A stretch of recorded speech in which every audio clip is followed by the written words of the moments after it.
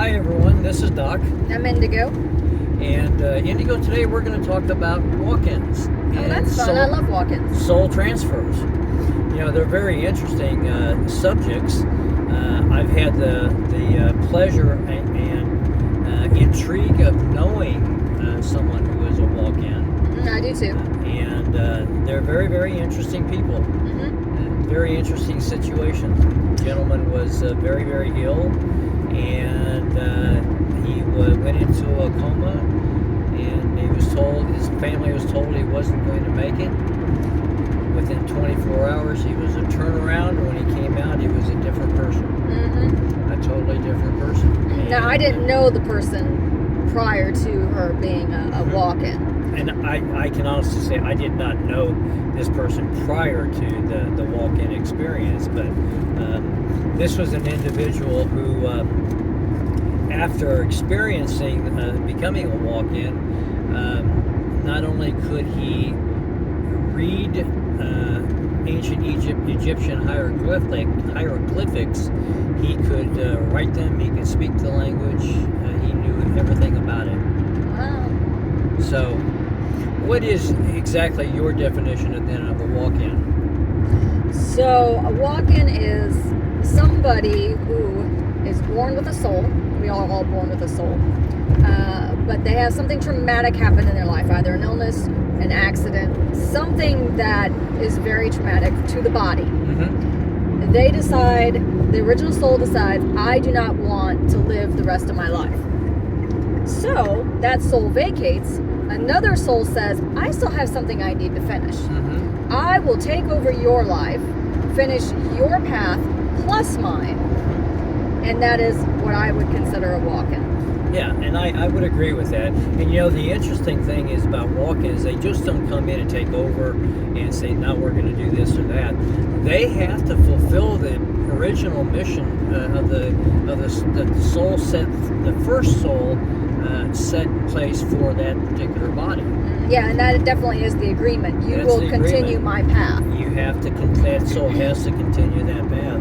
But generally, the second soul is a bit, I'll use the word enlightened very carefully, but they have a specific mission to, shall we say, enlighten other people. Yeah, the soul that I know, she became an expert in aliens. Oh, yes, okay. Yeah, and brought all this information with her, and I actually met her at a party, and everybody was very unusual looking. They all looked very different, and that was 20-something years ago, and I decided, through the years I've decided, yes, they were all aliens. Very nice. Very but nice. That's who she, kept around her after that, but that's not who she was before. And anybody will tell you she was a much different person, even though she's carrying out the mission of the original soul. Yeah, and that's the hallmark, I think, of the walk-in. They must fulfill the mission.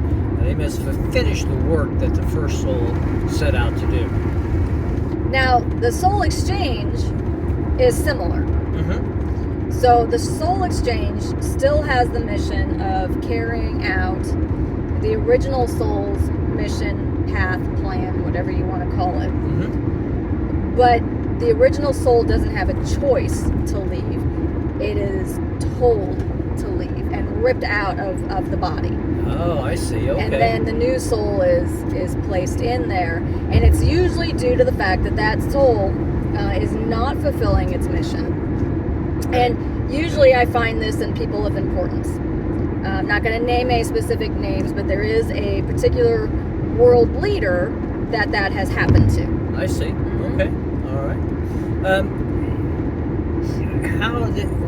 How does this come into effect in terms of free will? Well, when I think personally, when it comes to people of importance, sometimes I don't think they have free will after they've accepted the mission. I see. Okay. Because we are on a global scale. We have a lesson that the entire planet wants to learn, and we have contracts with this person. And so that soul no longer has free will once it signs that particular contract. So in many ways, you could say that this part of the soul's life in the physical world was predestined. Yes. Okay. So they've given up their free will. They've given, and that's the lesson that they're learning, is how to give up your free will. Ah, okay. That is the lesson. That's Yeah. interesting. That is the lesson. But they do have the free will of performing the duties. Mm-hmm. Okay. Oh, yes. They just don't have the free will of not performing the duties. I get once you.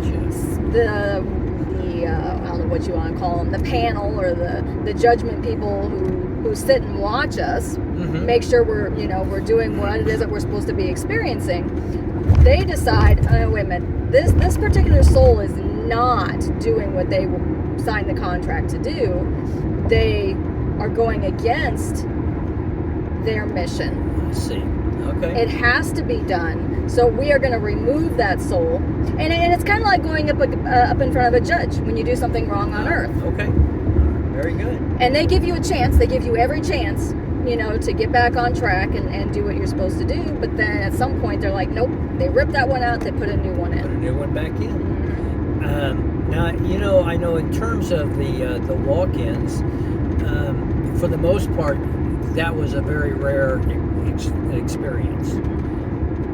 It's been my experience now, because of all these earth changes, the earth rising up into a new frequency level, vibratory rate, a number of people are electing to go out, leave, because they simply cannot handle this new vibration that the earth is experiencing. So have you noticed that as well? I've noticed people leaving, but through suicide. Ah, okay. I haven't really noticed more walk-ins. I still think it's very, very rare to have a walk-in. But suicide is definitely increasing. Oh yes. Yeah. I've seen that as well. Well, I think that the walk-ins, although it's still an uncommon experience, I'm beginning to see more and more of those.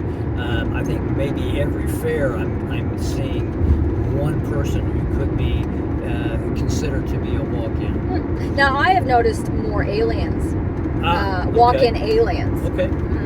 Where the soul definitely came from another solar system and walked in, or is also piggybacking on the original soul for that soul's experience. So there's actually two souls there. Oh, that would be interesting. Yeah. That'd be very interesting. Yeah. Very interesting. Yeah. And you find that with people who are especially bipolar. Okay. Not so much schizophrenic, but I have noticed it with bipolar people. Okay. Yeah. Very possible. Yeah. Well, how many of these, if they came in as aliens, how many of them would we consider starseeds? I don't know. Well, I think star children are those children born directly in as a human, to incarnate as a human. Mm-hmm. But they only have that one soul. I see. Okay. So this would be something different, where you have a human soul. They've incarnated as human many, many times. Not to say that they aren't also star seeds, but they aren't true star seeds, because this isn't their first lifetime here. True star seeds, first lifetime here. First lifetime here. First lifetime here. All right. And that's why they feel so out of place and so misunderstood. Well, one of the interesting things that I have become aware of is that many star seeds, let's say back from the 70s and 80s, and maybe a little bit into the 90s, are coming back as star children again now. They're choosing to come back to this time period, because this is really a time when we're moving in. We really are ushering into a new era. We are. Yeah. At least we're trying. Yeah, we're taking baby steps. Yeah. Baby steps to get into it. So I think we're going to see more soul transfers and more walk-ins, because for those individuals who cannot make that move from a lower vibration to a higher vibration, they're going to choose, as you say, to either leave by suicide or by contract as walk-ins. Yeah, as a walk-in. Yeah.